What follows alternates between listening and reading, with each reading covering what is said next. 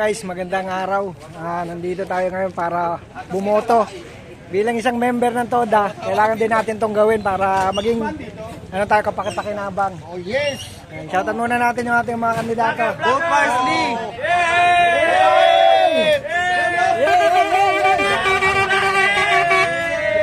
Ano si Ivana? Nakita ka ano? Ayun. Siyempre, ano natin to, responsibilidad natin to bilang member. Kailangan natin sumunod sa mga rules or mga gawain. Mag-i-election. Mag-i-election tayo, kaya kailangan natin bumoto. Pero ang nakakatuwa rito, yung mga picture nila, napansin ko rito, maraming AI dito.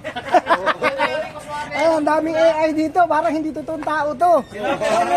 Nagiging tao, no? Oo. Sinapir! Ano. Sa kabila! Pero, nakakatuwa din kasi nakapag-exercise tayo ng ating karapatan. So yan, sikap.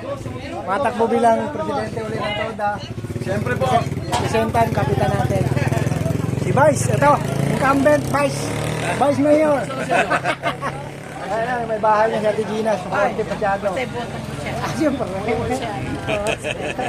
Siyempre, kakain tayo ng kilawin kambing sa Batangas uli.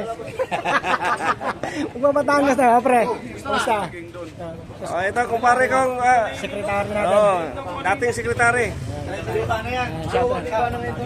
Atat natin yung celebrity na Ito kambing. Ano? Driver ni Ivana to. Ito pala si Ivana, ito. Ayan si Ivana. Hindi, ito. Ano tinatakbo mo ngayon, Vice?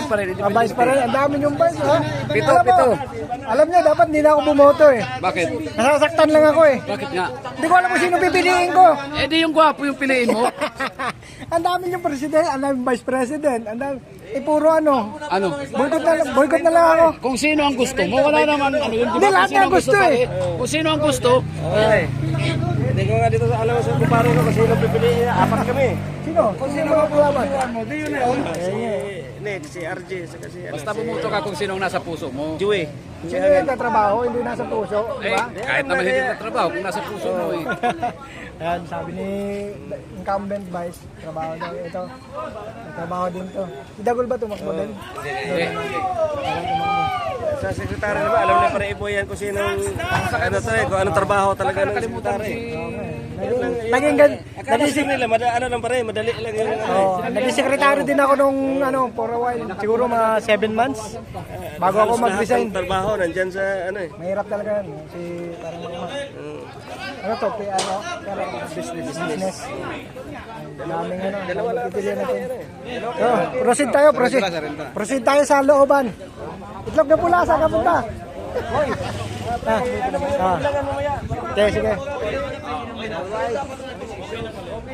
Saan? Boto muna tayo, boto. Let's go! Hoy, ikaw, makmo ka?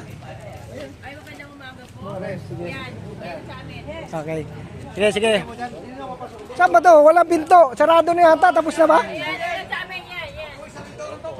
Saan ba? Ganon. Sa pila pala. Ay, buksan mo na matas. Papasok na ako.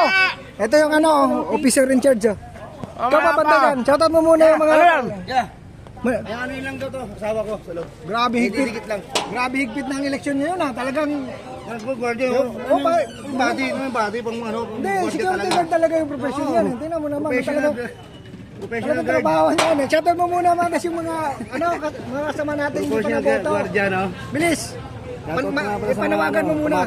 Sa mga hindi pa nakakaboto, tawagan muna na kakampansin para makaboto. Ayaw ka pala, nakablog pa. Yan Na.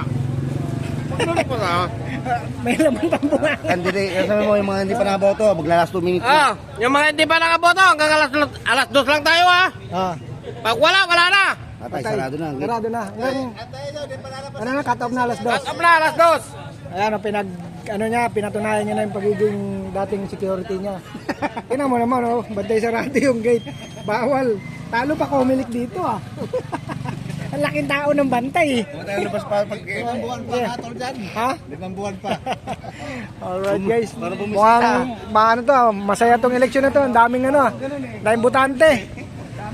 So, proceed tayo next sa ating kasunod. Hindi ko yung national. Ang national, pag pabalik-balik ka sa loob, okay lang eh.